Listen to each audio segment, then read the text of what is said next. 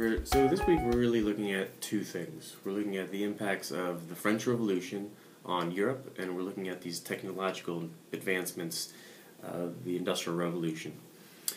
So let's take a look at the French Revolution first. So that is inspired by what? The Enlightenment and these ideas that people have rights. So that is still going to be part of the story for the 1800s. As Napoleon's army marched around Europe into the German states, into Austria, into Italy, into Spain, it spread with it those ideas of the Enlightenment as well as nationalism, this concept that I am a citizen of this state and the state is granting me these rights. Okay, so that I'm very passionate about my state, my country, right? These Frenchmen who are fighting across Europe are very passionate about fighting for their cause of liberty, right? This French liberty. Not all the soldiers across Europe have that same passion. They're fighting for a king, and hopefully we get paid. That's what we're fighting for. So this idea of passion really benefits the French soldiers. So as Napoleon goes around Europe conquering this place and that place, they bring with them this kind of baggage of nationalism and the Enlightenment. Not that they mean to, but since these French soldiers are inspired by the Enlightenment and by nationalism, and since these are part of their values now, it just comes with them, and so it spreads across Europe. Okay, so this is going to cause dramatic changes across Europe in the 1800s. We'll get countries like Germany uniting based on this nationalistic excitement. We'll get countries like Italy uniting because of this nationalistic excitement. So that'll change the shape of Europe, and we'll get these very excited countries to be German, to be Italian, to be French, to be British.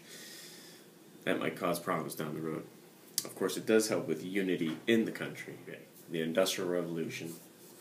Here we have changes in technology that allow for factories to come about, and these factories will be more efficient. So let's take one of these inventions in particular, James Watt's steam engine. Hugely successful invention and very diverse. Right? The steam engine can go into a factory and run a factory. The steam engine can go into a boat and make a boat go upstream. The steam engine can go into a choo-choo train and make this thing go across the country, right? The steam engine is very valuable. It used to be that factories could only set up where the rivers flowed, right, to get that mill churning, right?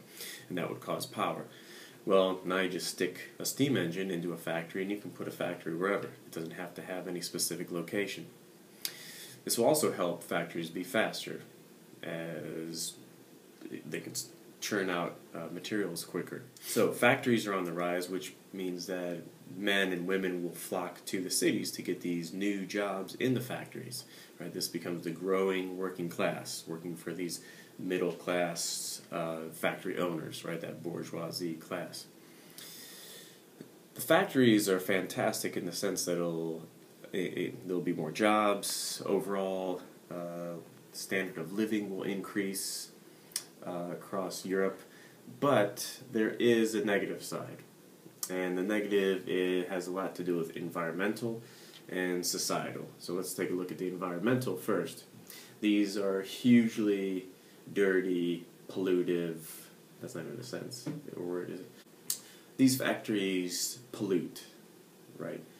Like we have never seen before, dumping waste into the rivers, and the factory floor is dirty, it's dangerous for the workers. Some get injured, some die.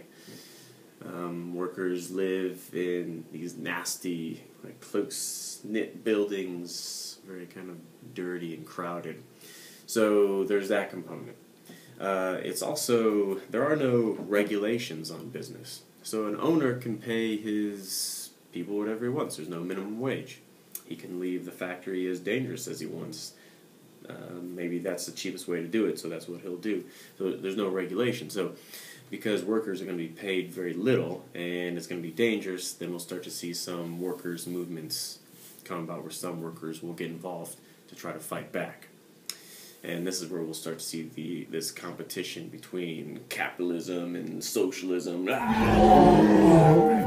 which still goes on today. Bottom line, lots of changes in the 1800s. The French Revolution we can see as kind of the drive in terms of enlightenment and nationalism spreading across Europe. We also have this Industrial Revolution that's going to have an impact on the workers, the owners, as well as environmental changes. Okay. Thanks for your help, Lennon.